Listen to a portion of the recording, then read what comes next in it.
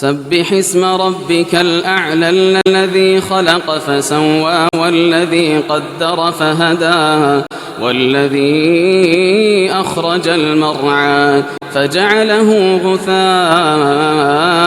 أحوى سنقرئك فلا تنسى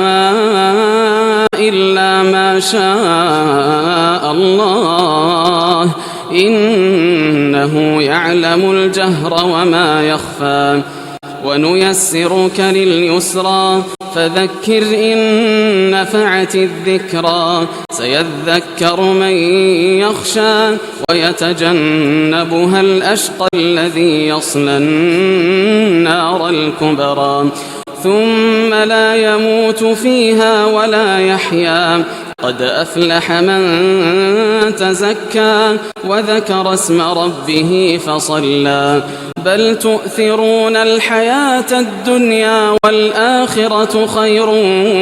وأبقى إن هذا لفي الصحف الأولى صحف إبراهيم وموسى.